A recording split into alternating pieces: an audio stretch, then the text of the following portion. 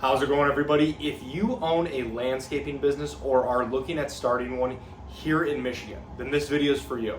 Today I wanted to talk about one of the most important insurance coverages for any business, but landscapers in particular, and that is workers' comp insurance. In this video, I want to go over what exactly this policy covers and then some of the factors that go into determining its cost.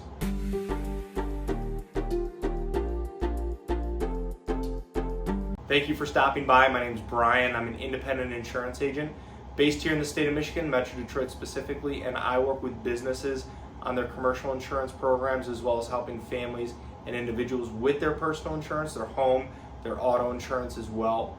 My goal with this channel is to pass on a little bit of educational information to you so that you can make more informed decisions around your insurance and then overall help answer any questions that you might have. So let's get into it, and before we get too far into the video, I do want to invite you to subscribe to the channel, and if you find this video helpful, useful, anything like that, please feel free to like, share, pass it along with anyone else as well. So first, to start, workers' comp insurance helps protect your business and your employees if they get injured while on the job. So it helps pay for the medical expenses, the lost wages, and then any potential rehab services. A workers' comp policy will also include coverage for employer's liability, and this helps protect your business if an injured employee ever files a lawsuit after an injury.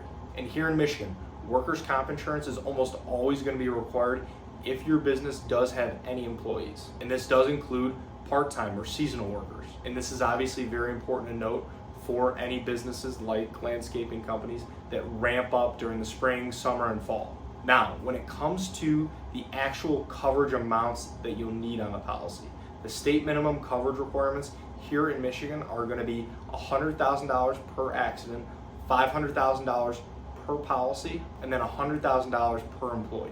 But in reality, those limits are simply not going to be enough if there ever is a serious injury, a serious claim. This is why we will almost always recommend choosing $1 million limits across the board for each of those coverages. And honestly, in most cases, the good news is that it is typically not that much more expensive to carry those $1 million limits. So it's definitely always worth looking into. And now let's go into some of the factors that go into determining the cost for this policy. The premium is going to be based on two factors for the most part. First is going to be your payroll, and then next is going to be how your employees are classified based on their job duties. So for example, somebody doing sales versus somebody doing office work versus someone doing hands-on landscaping work are all going to be rated differently by the insurance companies.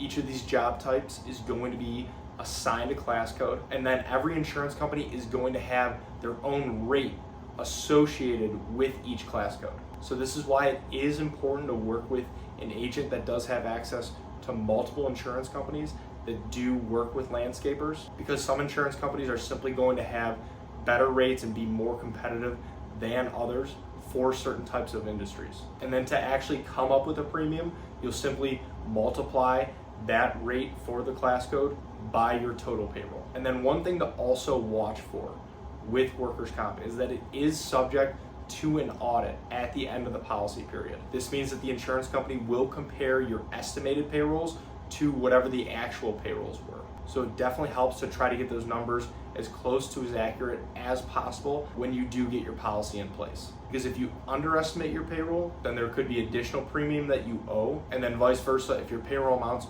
were lower than expected, you could also get a refund. And along with this, something else I do want to note is that if you use subcontractors, you do want to make sure they are carrying their own workers' comp insurance, because if not, they could be treated as your own employees for workers' comp purposes, and this could impact your premium. So overall, workers' comp is an extremely important part of your business's insurance program, and you do want to make sure that your policy is set up in the proper way to not only make sure that you're properly covered, but also that you're not overpaying or potentially setting yourself up for an issue around the audit.